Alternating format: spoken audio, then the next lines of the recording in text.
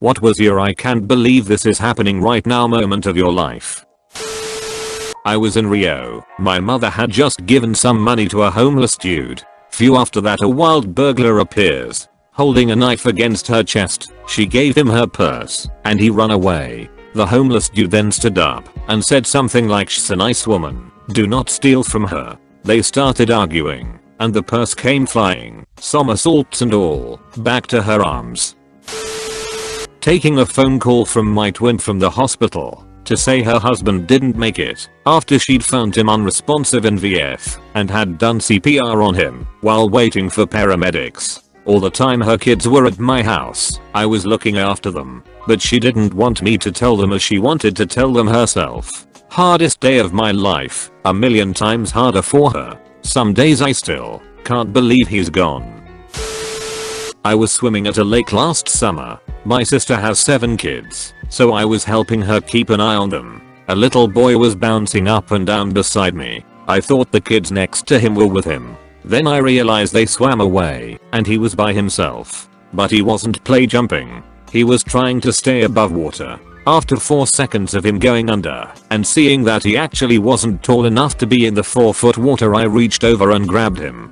Kid almost drowned. Turns out he was about 3 years old. He puked up a bunch of water all over me, and I held that stranger's kid in a hug so tight. The parents were 20 feet away with their backs turned. It took me a good 10 minutes to find them after standing there in the lake screaming for them and asking random people if that was their kid. Could not stop shaking with the realization this kid cold died and I just saved him. I had to leave after that and haven't been back to that lake since. People, watch your kids please. Tons of kids die every year. Takes 1 minute of distraction.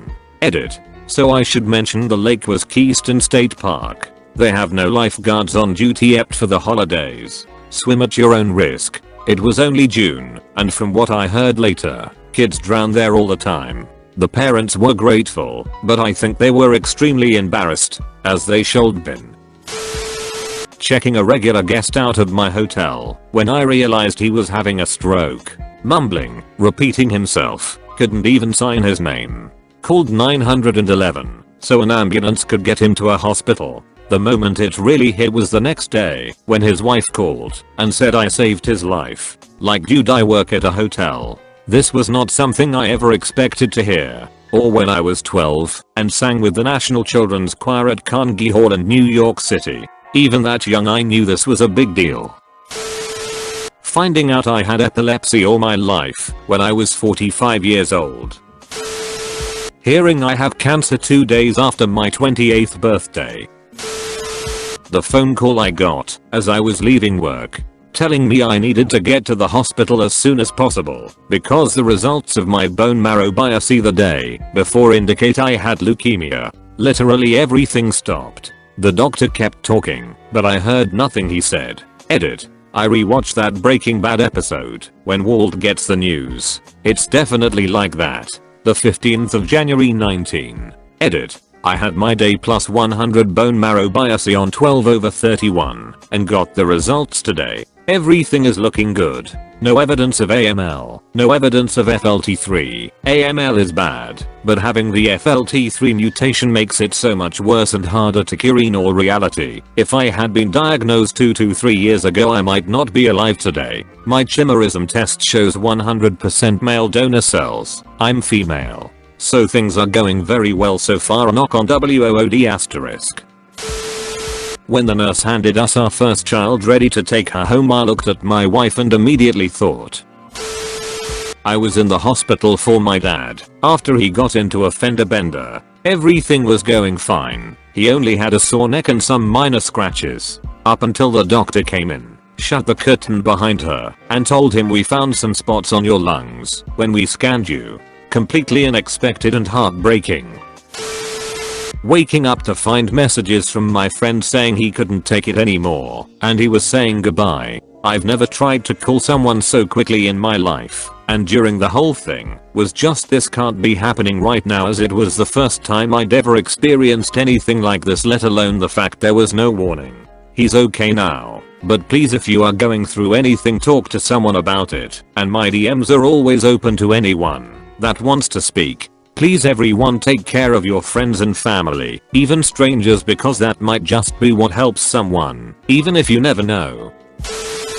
When I woke up with my head lodged in between the car seat and the wall of the car after being hit by a drunk driver, I was asleep in the very back of my Toyota Sienna while my mom was driving, and I wasn't wearing a seatbelt during the time of the accident. Luckily for me, I managed to get away with just a scar to my forehead even though I was flung across the car after being struck. I'm still flabbergasted I got away with just the scar.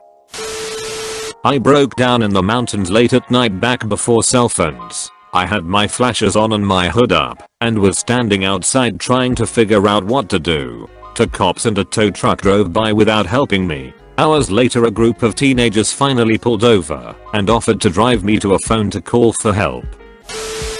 I was working at a group home with people who have physical and mental disabilities. We were all eating lunch when a client suddenly was choking. He turned blue, and I thought S***T. Here we go. I performed the Heimlich, and he stopped choking and started to breathe. That was scary. I found my husband unresponsive and called 911, did CPR. Paramedics came and took over. After 30 minutes they told me he was gone, and there was nothing they could do. Tons of friends and family came over right away. For some reason it only hit me when one of our good friends told me not to worry about food or lawn care as she was setting up a food train/lawn care for me. That was the OS***T this is really happening moment for me. The first time I walked up to a plane I'd rented for the day, signed off, did a pre-flight, got in and took off. I legally took an airplane out for a spin, and Noon was monitoring me. It just seemed like an insane thing. Diagnosed with an incurable cancer at 33. I was given 2 months to live. 1 year later, almost, and I'm still kicking it. As sick as I was, I'm glad I'm standing here being the badass I am. My prognosis is much better now. I won't beat this, but it's really given me a push to live life and love big. That would probably be having a conference call with my boss and hours telling me I was one of 50 people being laid off due to restructuring, while my now ex-wife was in the other room packing her things to move out of the house. Head-on collision with my motorcycle and a sewage drain. I had 1 second to decide to Superman off the front. The I can't believe this is happening right now moment came when I was mid-air. I got caught in a riptide, a current that drags you deep into the ocean away from shore. I've never experienced one, so I fought the current and swam against it. I'm a poor swimmer, so I ended up exhausting myself. I'm out in the ocean with 2 of my friends when I realized I'm too exhausted to float. I remember that thought going through my head and was 100% prepared and expecting to die. I turned to them and said, guys, don't panic, but I have about 30 seconds left. Thank God a surfer saw me struggling and helped my friends throw me on his board. A lifeguard boat came a few minutes later, asking a girl out and her actually saying yes.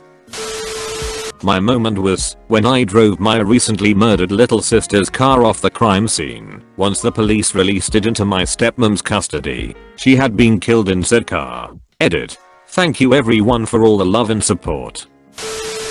When I was 14, just playing the newly released Arkham City, the doorbell rang and the police came to our house in order to tell us our dad died in a car accident. Just ran into my room to have the loudest and longest holler of my entire life. I was 9. My mother and stepfather had gotten into a fight and she decided that everything that caused them to argue had to go, including me. She got the rifle and chased me. I hid for hours until she lost interest. As I hid in the barn, I was wondering if this was a normal thing or not. Edit. This happened many years ago, summer of '84. I'm living an amazing life now, and she isn't in it. This is only one of the things that happens to me, and one of the few I'm willing to talk to about. Thanks for the well wishes, and to those that are younger and still coping, you got this. I was selected to carry the Olympic torch back in 2002. I still to this day do not know what was submitted that convinced them to allow this. I'm not anyone special. Didn't really think too much of it until the day I'm running down the street carrying the torch. People lining the road for miles on end to see this event. It was an experience that I cannot even describe.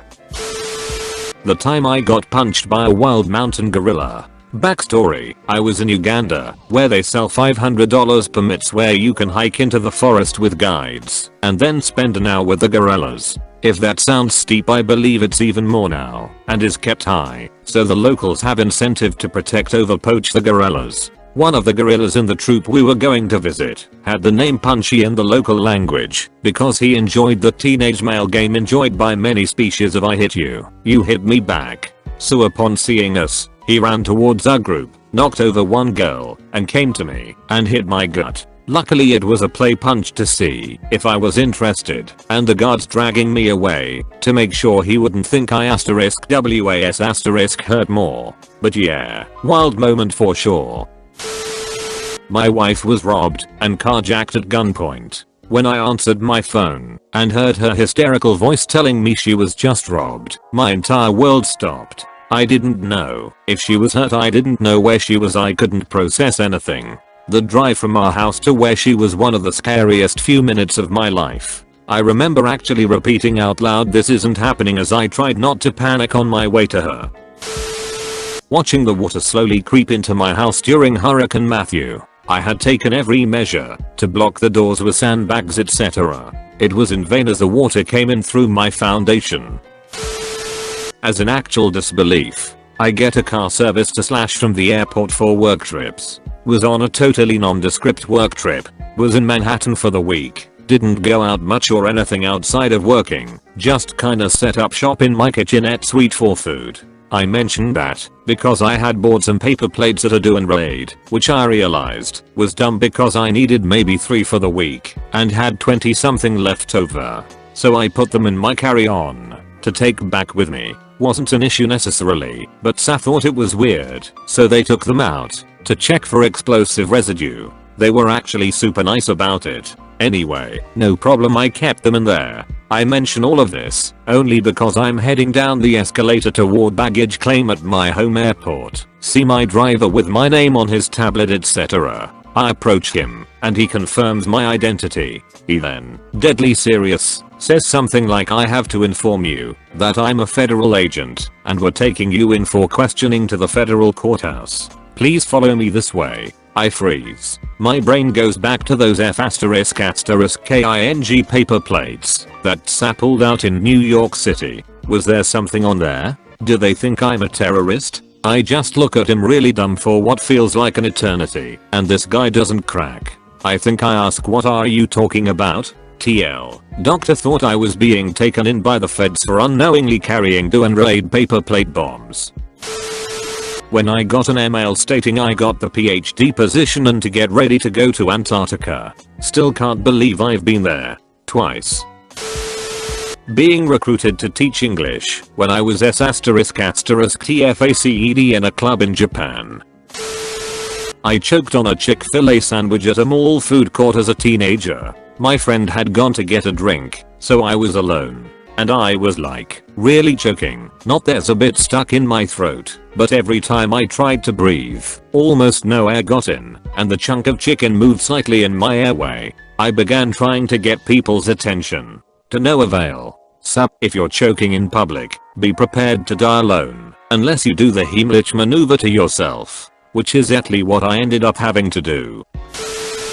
I was on stage at a concert for a national holiday, singing with Aqua, the anthem among other things. In the first few rows were the biggest faces of the country, the president, most of the parliament members, former presidents and former prime ministers, and even the big shots from the army, came to sit in the back. It took a lot of practice, but that moment in stage was still mind-blowing.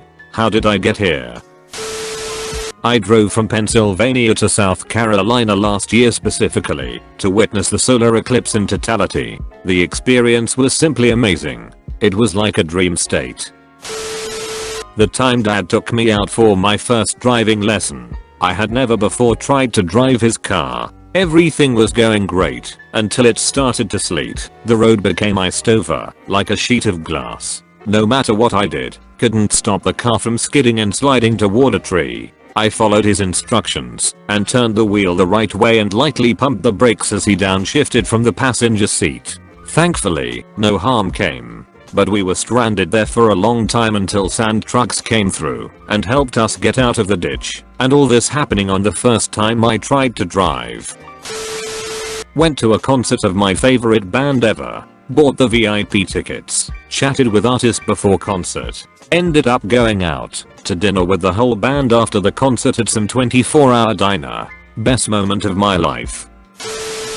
I picked up my 8-week-old son's lifeless body from his crib. Called paramedics, rode in the ambulance, was told by medical team how sorry they were that he was gone. Memorial came and went. I was in shock for about a week, but it took years to process, and then very slowly life went on. I look at my other kids whom I love, and still can't believe this is happening now. He'd be 17. I was in front of my mother's corpse at her wake and the guy I was dating was trying to make out with me. I told him to stop. He insisted. I threatened to call for help and told him to leave and to never ever cross paths with me again. Gladly, he left for good. I was at Burger King once and a guy was accusing the employees of poisoning the fries. In reality it was salt mayo. I was sitting there with my sandwich trying not to die. One day I'm walking toward my local train station with my then GF. Suddenly the train arrives. We dash for it. She gets in first, then I get in. Well, almost. My ankle gets caught in the door as it closes. I get embarrassed easily, so I'm struggling to get my leg in as fast as possible, yet it won't budge. Everyone on the train is watching, including the GF. I finally get my ankle in the door with a quick, forceful tug. So forceful that my jeans fall down to my feet because of a faulty belt I just bought. So a train cart of about 30 people saw my pants drop and had a nice view of my chicken legs and boxers. I pick him up with the speed of light, sit down next to my GF, and ignore what the F***K just happened. It's pretty hard to ignore it, while almost everyone on the train was either laughing, pointing, or talking about it as I sweat and overheat like a man stranded in the middle of the Sahara Desert with no water. Fortunately, my GF didn't laugh at me until we got off the train. I'm not an attractive human being. I'll open with that. I'm at Starbucks prepping my cup of coffee. For a venti I tend to splash some half and half and do 3 raw sugars. A woman standing next to me says with a smile, "Take some coffee with your sugar." I politely chuckle and hold up a packet of the raw sugar I'm using. My wife don't keep this at our home, so I tend to indulge in the good stuff when I find it. She makes what I can only image is her bedroom eyes at me, reaches for my arm, and says, "Maybe you need to start looking outside of your house for the good stuff." I laughed loud, and I laughed hard, because as far I could tell, this stranger was serious. I laughed all the way out the door and never looked back. Make sure to like and subscribe for more daily content. Thanks for watching.